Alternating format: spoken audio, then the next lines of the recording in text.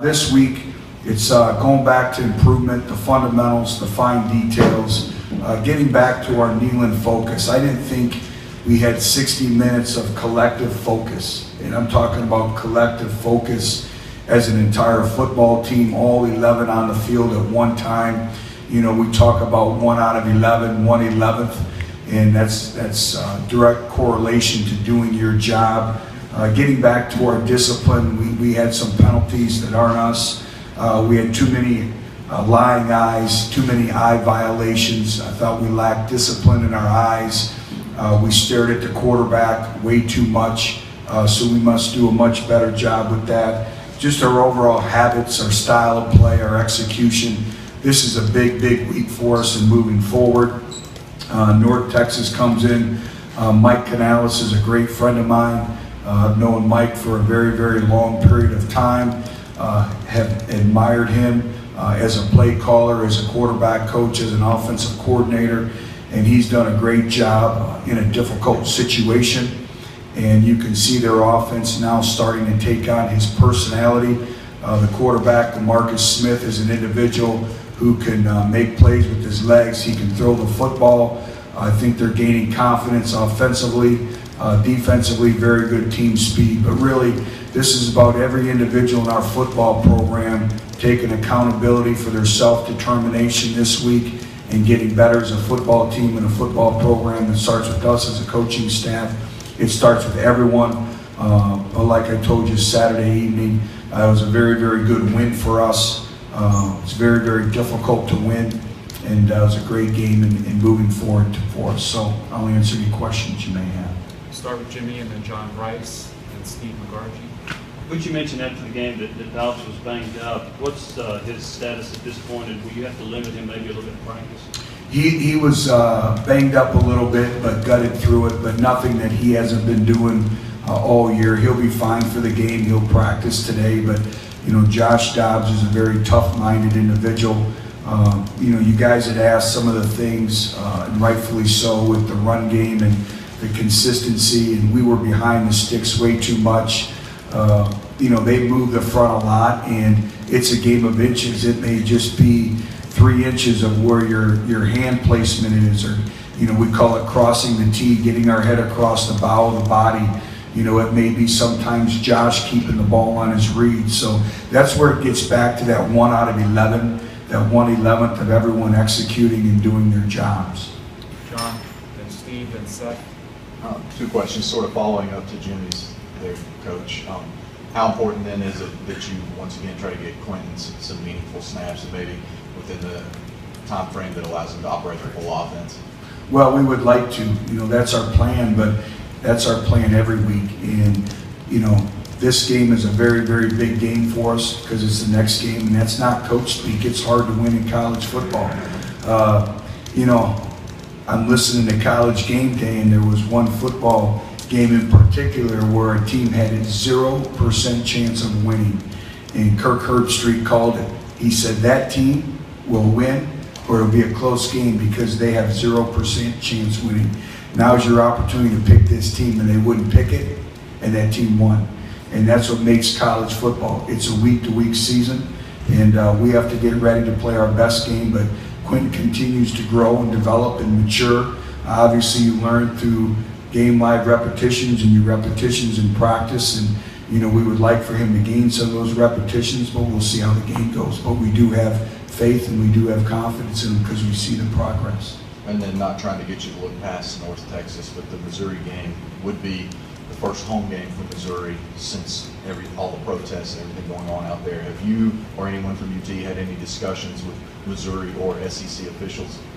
Absolutely not. All our focus is on North Texas and looking to be a better football team and play our best game and moving forward. So I'll be honest with you, I don't even really know to the extent of what's going on. I've been so focused on Tennessee football. So all our focus is on the next opponent like it is every week. Steve, and Seth, and Heather, and Dustin. You talked about wanting to have 60 minutes of focus. What's been I mean, y'all been really good in the first half of this season. What do you think's been the key to the fast starts y'all have had in terms of, also, is there any update regarding the JIP at the end of that? No, we'll know a little bit more probably here today. I'll be able to let you know a little bit more on Wednesday of how he's progressing and how that's moving forward with Kurt. In terms of the fast starts, I think sometimes special teams, I think field position, we've really aided and been benefited by that. You know, we've done a good job of starting the second half, particularly when we get the ball. But I didn't think we lacked, you know, that intensity. And it's teaching a young football team the maturity of playing home. The distractions are so much different from a road game versus a home game, from the amount of people around. And we're going to close it down a little bit. We're going to take more of an approach of the locker room and create more tight-knit in terms of restrictions in our locker room and different things that way, because when you're a young football team, you really struggle at times with focus, and when you're on the road, you don't have a lot of distractions. And it's an honor and privilege to play in Neyland Stadium, but I just didn't think, you know, we had the overall focus for 60 minutes like we've had the last couple weeks. Seth, then Heather, then Dustin, Brandon, Patrick. Coach, on the first drive, Alvin Kamara had 3 touches for 47 yards, I think, and a touchdown, and he only touched the ball 4 more times the rest of the game. Was that something South Carolina was doing to take him away, or was that just part of the game plan? Or it was a combination, and, you know, and Alvin's been banged up a little bit too, so we have to pick our spots with him. But it's a combination of them taking some things away, a combination of our reads. We understand he's one of our playmakers, and when we get his hands on the football, he has the ability to make plays. And you'd mentioned, you know, the Neyland focus, tightening things up in the locker room, and after the game, Dobbs had said that he felt like it wasn't anything South Carolina was doing, but just the team just let their foot off the pedal. Is that part of why you're, you know, wanting to tighten things up in the locker room and make a more of an effort going forward with the focus? Well, I just think, you know, you have to be focused for 60 minutes, and it takes a mature football team to be able to do that. And, you know, it's like I tell our team all the time, how would you let, or why would you let maybe one play where you're not focused create momentum for the opposite team? You know, one lack of focus on a play can generate a big play for them, whether it's offense, defense, or special teams. And a lot of times younger players have a hard time of snap and clearing, and sometimes they get mesmerized by the situation, they stare, and their reaction time is a little bit different. I want to tighten our overall focus, our mentality with everything. And like I said, it's a lot different when you play at home, just with the amount of people that are around you, you know, people talking to you, all those different things. So I just want to go back in terms of, you know, some of the things you have to credit South Carolina. They did some good things on, but we didn't execute like we normally have in the last couple of weeks, but that's football. The game's played by human beings. It's not played by computers. And, you know, you're going to make mistakes. But again, if you look at the course of a long football season, nobody plays a perfect game. You know, but when you get in games like that, you have to rely on your habits. You have to rely on your training. And I thought down the stretch, our team relied on their habits and their training. And, you know, that play Malik Foreman made was remarkable. When you really watch it on video, the pin and the punch, you know, and that's something that we worked so hard on in our maximum 1 periods. And I credit him because he did a tremendous job. That was truly a great play. Heather and Dustin, Brent, Patrick, and 1 or 2 more. Butch, going back and watching it on replay, it seemed like players were slipping all over the field. Do you, one, think that that had a negative effect on your pass rush, the ability to get to the opposing quarterback? And 2, do you think, are the conditions in Neyland Stadium, the field conditions, becoming concerning to you? Well, it is difficult when you're slipping, and I think sometimes it creates hesitation amongst your players. But I also think it's been an unusual season in terms of grass. I'm not a grass expert or a field expert. So I think, you know, the unusual season with the ryegrass and all that goes into it. I can tell you this, we're well aware of it. We're taking every precaution. We're taking every everything we can, we're doing. And we had a meeting today on it, and we'll continue to work to have the best playing surface in the country. But we were slipping, but there's been a lot of places around the country that's been like that, but we're well aware of it, and we are working to get it corrected as much and the best that we can at this particular time. Dustin? Obviously, the injury status update question, you knew it was coming from me. I was just testing you this Of course. Yeah, just keep me on my Making nose. it work for it. So I guess Kendrick Robertson, Wiseman, Preston Williams, Marquez North, Steven Griffin, where are those guys? We anticipate all the individuals that you just mentioned to be out at practice today. We anticipate all of them to be practicing come Tuesday. They're making progress. We'll see, with Brett Kendrick, he's worked very, very hard. Jayshon has, they all have. Marquez North, it's just a muscular thing. And, he practices limited throughout the course of the week, and then we see how he's at game time. I know he wants to be out there. They all do, and I give all our players credit. They really worked hard on that. But as of right now, Dustin, all should be available for Tuesday's practice. And then I'll know a little bit more on Wednesday, after Tuesdays our real hard practice to see kind of where they're at. But the plan right now with the injury report is all will be available for practice. Brent? Butch, obviously you guys made the huge play with Malik forcing the turnover, but you haven't won the turnover battle in a football game, I think, since Western Carolina. How significant is that for you guys to win that element moving down the stretch of the season with what's left? Very significant. The biggest determining factor is in wins and losses is turnover margin.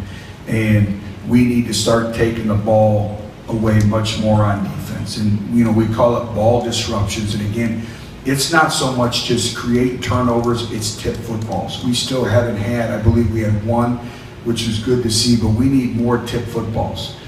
Tip footballs usually lead to interceptions. That's a byproduct of that. Being able to impact the quarterback. I think we're doing a much better job of impacting the quarterback, but in terms of creating turnovers, creating fumbles, we need to continue to do that. And sometimes they come in circles. It comes full circle, and I'm hoping that you go in now, you have some validity behind the pin and punch and everything with Malik Foreman, and that's why you pursue to the football. What can I say about Jalen Reeves-Maben? I thought his play on our punt was one of the best individual plays we've had all year. He beat his man at the line of scrimmage. He was probably 10 yards ahead of everyone down the field, forced put the ball on the ground, and that was a big play because then we gained the 10 yards with the penalty as well. And then offensively, taking care of the football. And, the one, gave them 7 points. And as you guys know, you're at practice, we emphasize that. That's a big part of our DNA and what we stand for. But we do need to get up on the turnover margin. Yes, absolutely. Patrick, then Steve, and then one more. I got a couple. Did you say anything to Brian Randolph after his targeting? I know you got a few targeting questions last week about that one with Moses. But say anything to Brian after that? No, not really. I mean, he's a veteran player. He understands and felt awful about it, felt terrible, and he knew as soon as it happened, he knew what was coming next. So you don't need to. We'll make it a point of contention. It'll be a point of emphasis today in the team meeting, again, which we do every week. But, he felt bad about it and just trying to be physical and get to the football. And, sometimes it does create hesitancy, but I didn't need to say anything. He understood. I'll address it today with the team. And kind of going off the turnover question, it looked like Cam maybe thought he had one with that fumble late. There's been a couple times this season where there's been that forward progress question where I guess it's not reviewable and they blow the whistle quick while guys are wrapped up and it gets ripped out. Would you like to see that rule maybe addressed? I know it's happened in a couple games for you guys this year. Well, it's definitely a judgment call, and a lot of times is where they deem forward progress was stopped, and there's so much. There was a couple times where the whistle wasn't blown, and rightfully so, and their running back was on top of a defender and he wasn't down. So the thing you don't want to do is ever lose your aggressiveness in tackling or swarming to the football. But it is a judgment call, and it's very, very difficult. I think it was the right call. Unfortunately, it's a game of inches. But when you look, the official had blown the whistle you know, it was bang bang. You could see the arms go up and then the ball come out. So it's a judgment call, but I know it's a challenging judgment call, but I think they made the right decision. Steve? Just if you could clarify in terms of the locker room, it's just like pregame access to like friends, family, people outside the program, pretty much. Yeah, just a lot of things. You know, it's teaching our injured players, you know, about the focus that needs to be in that locker room. You know, when we go on the road, we have a travel roster. We have a limited travel roster. So it's the individuals respecting the players who are playing and them understanding that, you know, they have to make sure that the players who are playing are focused. It's more so that, not, you know, you look at everything. It's not just the visitors or things like that. We do a good job of monitoring that. It's just the overall home focus of, you know, you pretty much dress everyone for a home game. And so there's a little bit difference in terms of the locker room. And, you know, everywhere I've been, we've kind of really made it a small group, and we've educated them, and we'll continue to educate them, and especially our players that aren't playing, is, hey, you need to respect your teammate, and it's a time for them to get locked in and focused and have that great mental effort and mental intensity that it takes. So it's just a combination of a lot of little things, and it's difficult too because you have recruiting. You know, you have recruits coming in and out, and rightfully so. You know, you want them to see that. So there's a lot that goes into it. Every home team faces that same set of circumstances and challenges. We're no different. I've talked to 10 head coaches this morning, and we joke about it because our concerns are exactly their concerns. And you know, you want your players to have the best focus that they could possibly have. Anybody else? One last one? Okay, thank you. We'll have Cameron Sutton and Joshua Dobbs in a few minutes.